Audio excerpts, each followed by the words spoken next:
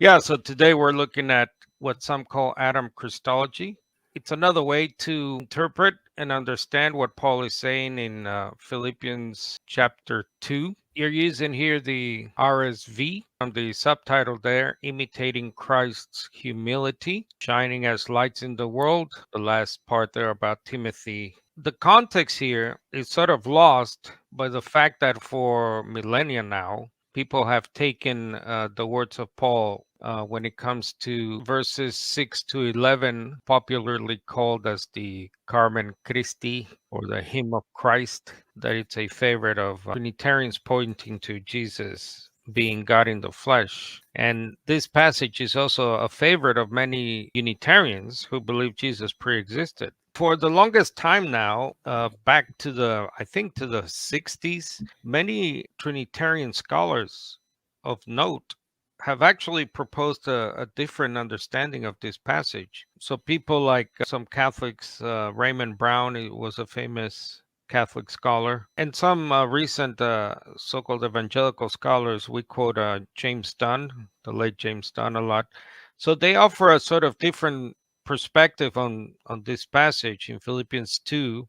So instead of seeing it as Paul celebrating Jesus as a pre-existent heavenly being, emptying himself somehow, coming down, taking on or assuming human flesh. Instead, they're reading this in what they called Adam Christology. It would make more sense in the context of the whole of the Bible and what it has to say about the Messiah, the promised Messiah from the Old Testament. So it's in good Jewish fashion. What Paul is actually doing here in Philippians 2 is making a contrast between the first Adam and who Paul calls the last Adam, Jesus.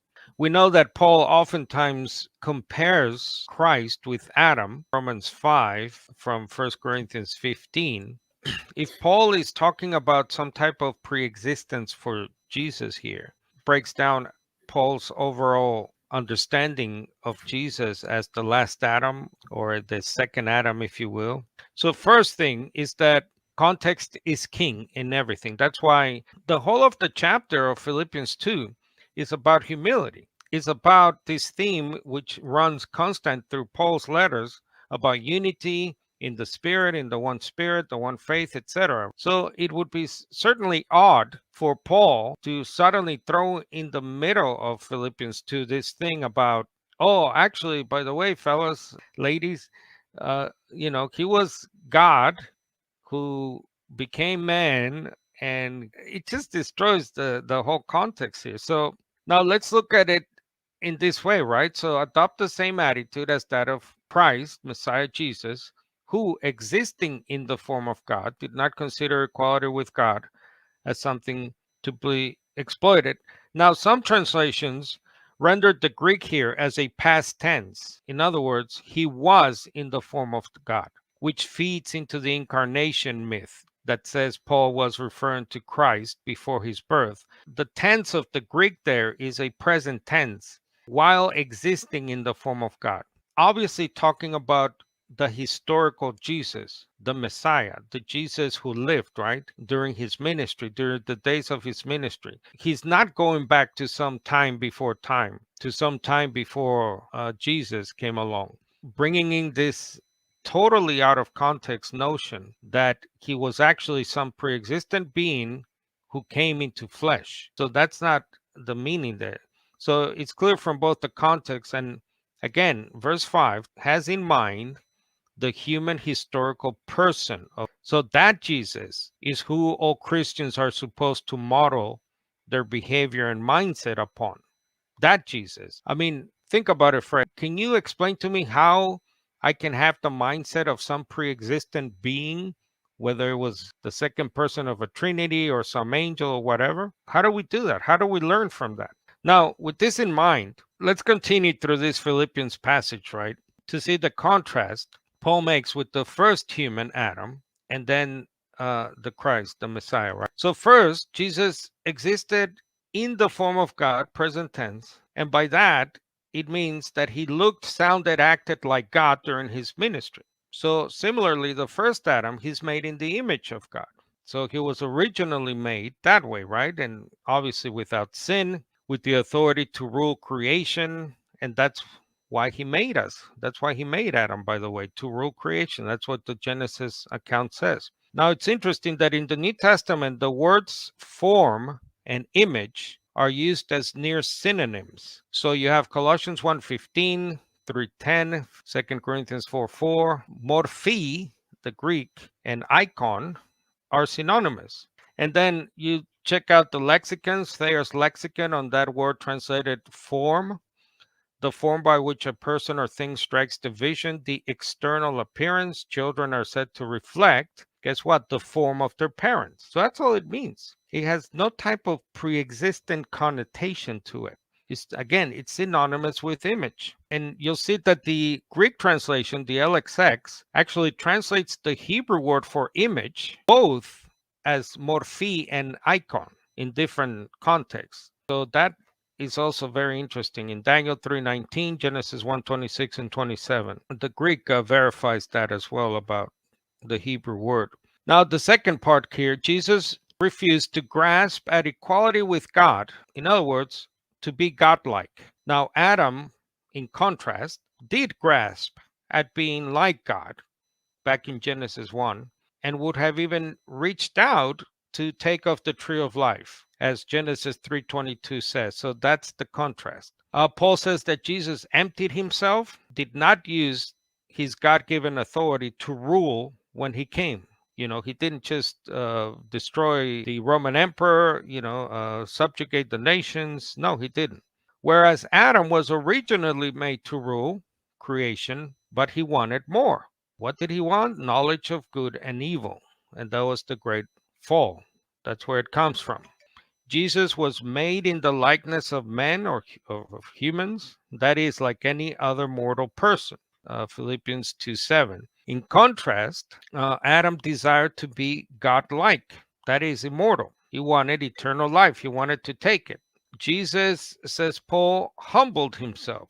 In other words, he remained an obedient son. In contrast, Adam was not humble. He disobeyed. He did not remain obedient to God when God told him not to take of the tree of good and evil. Because again, Adam wanted to be godlike by force, disobeying his God and Father. And then Paul says that Jesus was super exalted. And that Greek word there is not just exaltation, but it is exaltation of the highest order. Again, the contrast with the first Adam, he was brought low. Actually, so low, he was returned to the dust, literally, back to dirt. The Christ we're seeing here in this passage, the man who he puts right what Adam messed up. He was confronted with the same choice, the first Adam. Jesus was confronted with the desires and wants, but he rejected Adam's sin, if you will. Remained obedient, Jesus, as opposed to the first Adam. But nevertheless, Jesus, died, was human, he was mortal, gave himself for us, if you will. Paul's main point that is lost with this whole pre-existence notion to the passage is to warn Christians who are not thinking Christ-like to think and act like Christ, unless they end up like the first Adam. And you have Matthew 23:12, Jesus says, for those who exalt themselves will be humbled, and those who humble themselves will be exalted. That is the point, the tragic point that is lost, the moral of the whole story. The moral of the first Adam and Jesus parallelism here. Now, as an addendum to all this, many Trinitarian scholars have also proposed an alternative reading that would comport with the so-called Adam Christology, so it fits this New Testament view of the human Son of God as the last Adam. This is a book, one of the books I read from a Trinitarian, which is very interesting. The letter to the Philippians, commentary by Walter Hansen, positing a different understanding of what Paul is saying here. And in this commentary, the author notes parallels, once again, between Philippians 2, but now the so-called suffering servant songs of Isaiah, chapters 42 to 53. So let's see, in Philippians 2:7, Paul says the Messiah was in the form of a servant. And in Isaiah 52:13 and 14, behold my servant, his form marred beyond human likeness. And then in Philippians 2:8,